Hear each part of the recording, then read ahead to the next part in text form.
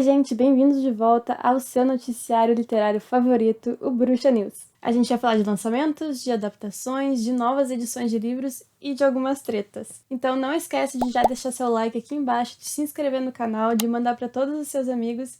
E claro, se você se interessar por qualquer coisa, por favor use o meu link que tá aqui na descrição para fazer as suas compras. Bora para o nosso Bruxa News. Começando com uma notícia triste, infelizmente, veio a falecer o escritor Peter Straub, autor de vários livros de terror que foram também adaptados para o cinema, como Demônio com Cara de Anjo e Histórias de Fantasmas, além de ser o autor, junto com o Stephen King, do Talismã, que é um livro que a gente já falou aqui nesse quadro, que vai ser adaptado pela Netflix, e que é um livro que aparece no final de Stranger Things também. Ainda não existe uma confirmação de qual que foi a causa da morte, não de forma oficial, mas a esposa do escritor, a Susan Straub, falou para o New York Times que a morte teria ocorrido em decorrência de complicações em torno de uma fratura no quadril. O autor tinha 79 anos e durante sua carreira escreveu mais de 30 livros, incluindo obras de ficção, de não ficção, contos e novelas. O que nos leva à nossa próxima notícia, já que no mesmo dia em que isso aconteceu, também aconteceu o lançamento do novo livro do Stephen King, que fez uma postagem no seu Twitter dizendo o seguinte: "É um dia feliz porque Conto de Fadas foi publicado. É um dia triste porque meu bom amigo e incrivelmente talentoso colega e colaborador, Peter Straub, faleceu. Trabalhar com ele foi uma das grandes alegrias da minha vida." Além do Stephen King, outros autores também se pronunciaram, mas como vocês puderam ver, também ocorreu o lançamento do novo livro do Stephen King na gringa, publicado por lá como Fairy Tail. Aqui no Brasil ele vai chegar no dia 22 como Conto de Fadas. E já é possível garantir o seu exemplar na pré-venda. Aqui a gente tem a história de um garoto que descobre um novo mundo onde o bem e o mal estão em guerra. O nosso próximo lançamento é O Primeiro a Morrer no Final, novo livro do Adam Silveira, que chega nas livrarias no dia 5 de outubro e já está em pré-venda. Ele é uma prequel daquele livro Os Dois Morrem no Final. Esse livro aqui, que já teve resenha aqui no canal. Uma prequel quer dizer que é um livro que se passa antes desse livro aqui. Então, se você gostou desse livro, pode ser interessante ter essa outra leitura. Eu provavelmente não vou ler porque eu já não gostei desse daqui, eu achei um saco. Tem resenha dele aqui, caso você queira ver. E é isso, se você curte Adam Silveira, tem esse lançamento do autor vindo aí. E a editora Nasce anunciou ontem mesmo que vai trazer o livro If You Were Villains aqui pro Brasil. O título em português ficou Como Se Fôssemos Vilões. E a gente já tem uma revelação da nova capa também. Eu particularmente gosto mais da capa internacional. Essa aqui não fui tanto com a vibe dela, mas ainda se mantém bem na mesma coisa da caveira, do fundo escuro. E esse lançamento está marcado para 13 de outubro, então tá quase aí também. Inclusive, quando abriu a pré-venda, ela se esgotou em mais ou menos 1 hora. E a editora já contornou esse problema, pelo que eu saiba, no momento em que esse vídeo vai ao ar. E você vai poder adquirir, então, o seu exemplar na pré-venda. Não esqueça de usar o meu link para fazer isso. E Ian Fraser é um novo autor brasileiro anunciado pela Intrínseca. A gente vai ter, então, o lançamento do novo livro do autor, A Vida e as Mortes de Severino Olho de Dendê, que é uma space opera nordestina. Eu acho que vai ser muito interessante. Eu tenho lido alguns contos do sertão punk, que é um novo gênero que alguns autores do sertão estão construindo do zero, com elementos de cyberpunk, de afrofuturismo, de realismo mágico. Eu vou deixar aí na descrição o livro em que eles explicam melhor sobre isso, em que vocês também podem ler já alguns contos do sertão punk. Então achei interessante também que aqui a gente tem uma space opera nordestina, acho que vai ser muito interessante, e esse livro chega em novembro. E a editora Venus revelou a capa de The Last Night do Telegraph Club, que chega ao Brasil como a noite passada no Telegraph Club. E essa capa aqui, como vocês podem ver, e esse livro é um romance sáfico. Para Lily Kathleen, o amor nasceu sobre um letreiro de neon de um bar lésbico chamado Telegraph Club, num perigoso Estados Unidos de 1954. Para quem curte um romance, fica aí o livro que tá chegando. Também tá liberada a pré-venda de A Razão do Amor, da Ali Hazelwood, que é uma autora que eu já falei aqui antes. Falei já a hipótese do amor e do conto Below Zero. Eu falei do conto Below Zero no último vídeo que eu publiquei, inclusive, que é uma tag em que eu falo de memes da Isabella Boscov. E você pode comprar um livro com um pin especial que vem junto, um pin exclusivo, que é o brinde da pré-venda. Eu particularmente odeio brinde de forma geral, acho que junta cacarecos.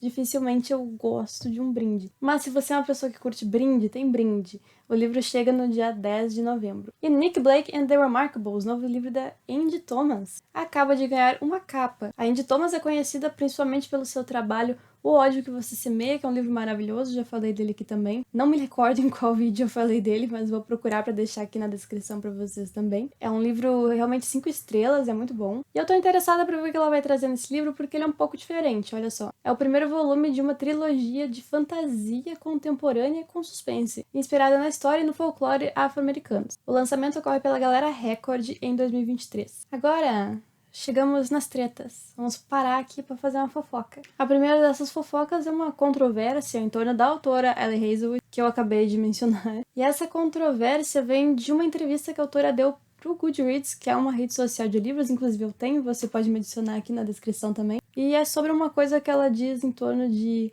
a agente ou o agente dela dar as ideias para os livros. Eu já brinquei aqui anteriormente que parecia que a Ellie Hazelwood estava tentando fazer todos os clichês possíveis nos livros dela. Tem um livro que é Enemies to Lovers. Ela chega até a brincar num certo momento daquela trope de chegar no hotel e tem só uma cama. A própria Hipótese do Amor é um livro daqueles de fake relationship, que o pessoal tem que fingir que tem um relacionamento e daí acaba se apaixonando. Enfim, vários clichês que eu acho gostosinho. E eu tinha imaginado que ela só pensasse, quero escrever um livro em torno desse clichê e me divertir com ele, que fosse assim que ela escrevia. Mas pela entrevista, o que as pessoas entenderam é que o agente daria essas ideias. E que ela mesma não seria tão boa para pensar em ideias só para escrever. Eu não tenho certeza do quanto eu concordo com essa controvérsia ou não, porque algumas pessoas apontaram que pessoas não brancas têm uma grande dificuldade de fazer os seus livros serem publicados, o que é verdade, sendo que elas têm as suas próprias ideias originais, enquanto a Ellie Hazelwood, que é uma mulher branca, nem ao menos teria as próprias ideias e mesmo assim publicaria livros. Embora isso seja verdade, eu também preciso dizer que ter ideias não é a parte mais central de escrever, porque eu mesma posso ter várias ideias, mesmo assim não conseguir escrever todas elas do papel, ou não ter o talento de escrever da maneira adequada. Acho que embora ter ideias seja importante, a execução delas é a parte mais complicada. E também não é como se esses romances fossem originais de qualquer forma, pode ser uma ideia qualquer, como eu disse, parece construído a partir de clichês. Então parece estranho nesse mundo das comédias românticas em que tudo é bastante clichê. Embora seja divertido, parece estranho falar dessas histórias, qualquer uma delas, como algo completamente original. Também acho que depende muito do quais são as ideias que esse agente dá, se é tipo, escreve sobre um casal que se odeia e depois eles começam a se gostar. Isso é uma ideia muito básica de uma história, né? Depois a pessoa tem que...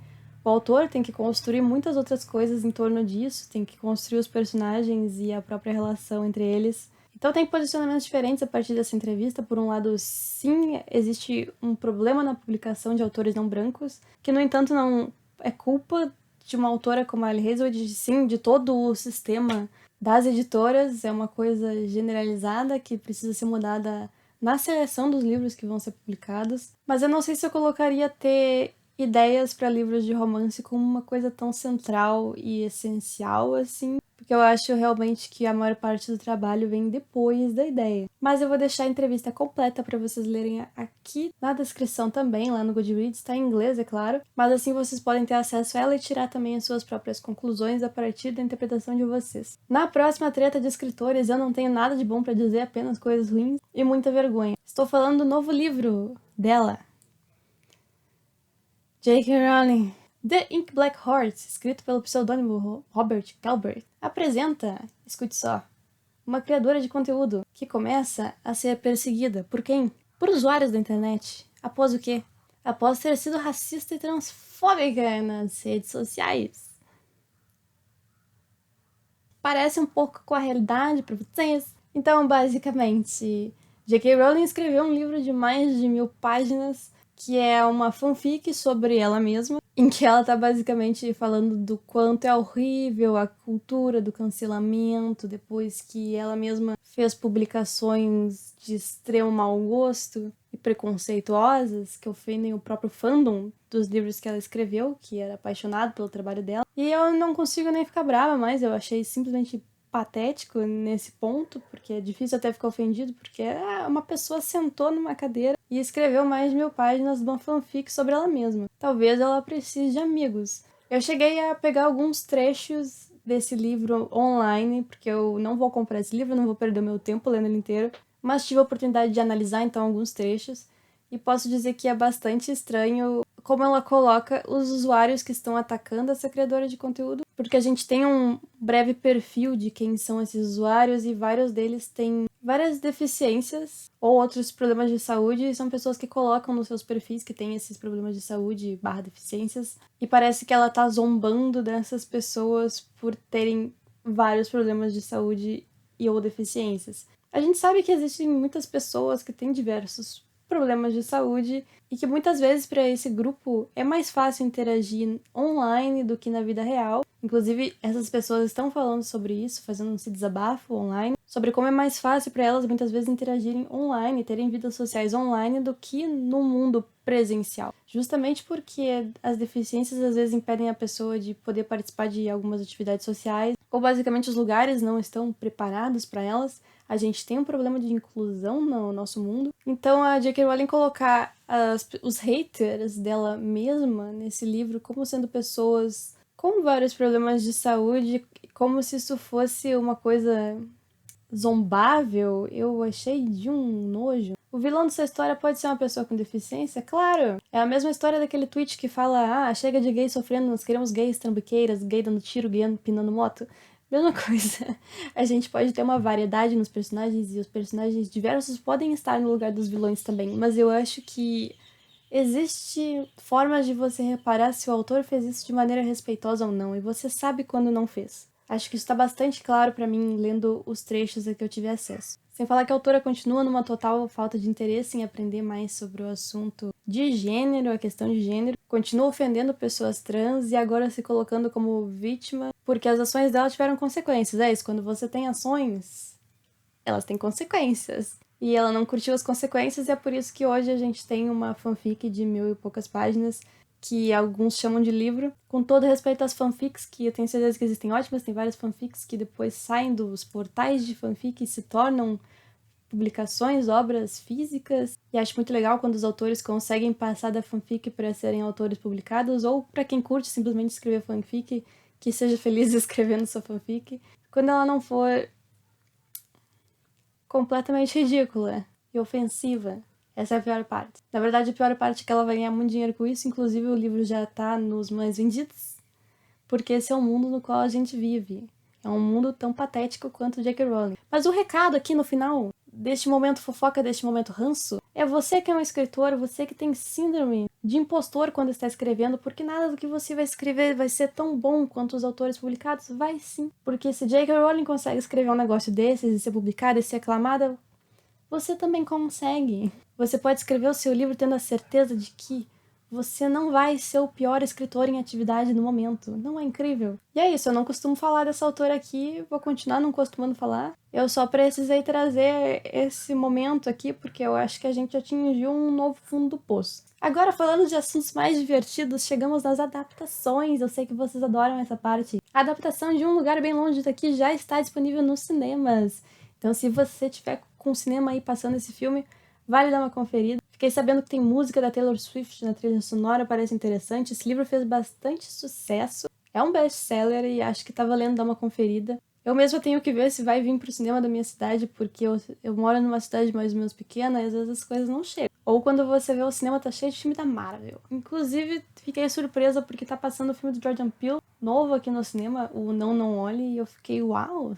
Estamos passando esse filme, também tá passando X, que é outro filme que me surpreendeu por estar passando aqui, então vamos ver se Um Lugar Bem Longe Daqui vai vir também. E a gente também ganhou um trailer para O Exorcismo da Minha Melhor Amiga, adaptação do livro de mesmo nome do Grady Hendrix. Então você já pode assistir o trailer e o filme vai estrear no dia 30 de setembro, então vai ser esse mês ainda. E vai ser no Prime Video, acho que vai ser interessante para você que já quer entrar num clima ali de Halloween. Se você passa outubro inteiro no clima de Halloween, eu pretendo passar outubro inteiro lendo apenas coisas de vampiro. Então eu tô com um pouco de pressa pra ver se eu consigo ler O Exorcismo da Minha Melhor Amiga antes da estreia do filme, mas vamos ver se vai rolar ou não. De qualquer forma, fiquei animada com os possíveis resultados. Também foram divulgadas as primeiras imagens da adaptação de O Telefone do Sr. Harrington, que é um conto presente no livro Com Sangue do Stephen King. Esse livro aqui, que é um dos mais recentes do King, tendo sido lançado aqui no Brasil em 2020, e vários desses contos foram solicitados os direitos para produção de filmes e de séries, então a gente vai ter O Telefone do Sr. Harrington, que é um dos contos que tem aqui. A partir de 5 de outubro na Netflix você já pode então conferir as primeiras imagens. E teremos novidades em breve sobre Percy Jackson e os Olimpianos. O autor dos livros, o Rick Riordan, vai estar presente com convidados especiais no evento da Disney que vai acontecer nesse final de semana. Então eu devo voltar para falar com você sobre o que foi anunciado, o que foi trazido de novo nesse evento. Mas você que está muito ligado na série de Percy Jackson já pode ficar de olho aberto para o que vai ser falado nesse evento. E o primeiro trailer do filme Winnie the Pooh, Blood and Honey, já foi divulgado também. Esse filme É uma versão de terror do Ursinho Pooh. Por quê? Porque o Ursinho Pooh entrou naquela época em que agora os direitos são liberados. E eu tô achando tudo muito engraçado, eu quero muito ver esse filme. A história segue Pooh e Leitão, enquanto eles ficam furiosos depois que o Christopher abandona eles. Tenso, hein? E nós tivemos um novo post da Vi Schwab sobre a adaptação de A Vida Invisível de Ed La Rue. Ela disse: "Quando li o roteiro, sabia que estava em boas mãos. É fenomenal. Uma carta de amor ao livro. Estou começando a pensar que esses dois fizeram um acordo com Luke para fazer justiça a essa história." Então, eu já fiquei muito animada porque a autora gostou do roteiro. E eu quero muito que ela ganhe uma adaptação boa de um dos seus livros. A gente teve recentemente uma adaptação de um conto da autora do livro Vampiros Nunca Envelhecem, que se tornou a série First Kill, ou Primeira Morte, que infelizmente já foi cancelada depois de uma temporada. Então eu espero que Ed La Rue dê certo, principalmente porque é um dos meus livros favoritos, eu amo ele e eu quero apenas sucesso. E nós tivemos uma mudança na data de estreia da adaptação de A Escola do Bem e do Mal. Anteriormente a série tinha sido anunciada para entrar na Netflix do dia 21 e agora se tornou o dia 19. Por que? Não sabemos. Há quem diga que é porque a Taylor Swift vai lançar um álbum no dia 21. O que tem a ver? Não sei. E Manual de Assassinatos para Boas Garotas, da Holly Jackson, também vai ganhar uma adaptação. Eu já falei desse livro aqui, adoro ele. No último vídeo eu falei bastante sobre ele. E a adaptação vai ficar nas mãos da BBC Three. Eu ainda não sei dizer como que a gente vai assistir ele no Brasil, por onde que vai vir. Mas a gente já sabe que a autora vai ser produtora executiva, então vai ter envolvimento dela aí na produção. Também temos notícias da adaptação de Jade City, da Fonda Lee, que é um livro que a gente não conhece aqui no Brasil muito bem porque ele não foi publicado em português. Mas lá na gringa é uma série de fantasia que é muito bem falada, eu tenho bastante curiosidade de ler. E a adaptação está em desenvolvimento na Peacock com produção da Universal. A história já conta com 3 volumes e mais uma novela e deve ser lançada no Brasil em 2023, então você não precisa se preocupar de vir essa adaptação e não conseguir ler o livro antes, porque no mínimo o primeiro volume a gente vai ter disponível até lá. A publicação vai acontecer pela Alta Novel, eu tô bastante animada porque eu prefiro ler fantasias um pouco mais complexas em português. A gente também teve mudança na data da adaptação de Salem, do Stephen King. Antes a previsão era para abril de 2023, mas agora essa previsão desapareceu e agora é um limbo. Foi removida do cronograma de lançamento, mas a princípio não tivemos um cancelamento, só em algum momento de 2023 é pra gente ter essa produção. E agora algumas novidades editoriais. O livro Fogo e Sangue, do George Martin, ganhou uma sobrecapa, agora com o lançamento da série A Casa do Dragão. Então a sobrecapa faz referência justamente à série, que é baseada nesse livro. É só uma sobrecapa mesmo, você pode tirar ela como você quiser. Eu não sou fã de sobrecapas, mas eu acho que é uma boa jogada de marketing para o livro ganhar uma cara diferente nas livrarias e para as pessoas associarem que é a história que elas estão acompanhando na TV. Falando em sobrecapa, olha só essa sobrecapa do novo livro da Holly Black. O Livro da Noite, que chega por aqui em outubro pela Galera Record, veio com uma sobrecapa que vira uma luminária. Na verdade, ela vira uma cúpula de abajur. Você coloca em volta do abajur e forma esse desenho. Eu achei criativo. A gente também vai ter um box da série Uma Chama Entre as Cinzas, da Sabaa Tahir, que chega em novembro. O box acompanha 4 marcadores temáticos, além da graphic novel Um Ladrão Entre as Árvores, que é uma prequela da série, então é um material interessante a mais para quem é fã. E por hoje é isso, gente. Muito obrigada por assistirem ao vídeo, por ficarem até o final. Evite dar o seu dinheiro para autores milionários que escrevem sobre eles mesmos como sendo vítimas após terem sido preconceituosos de várias formas diferentes. Essa é a mensagem de hoje. Até a próxima!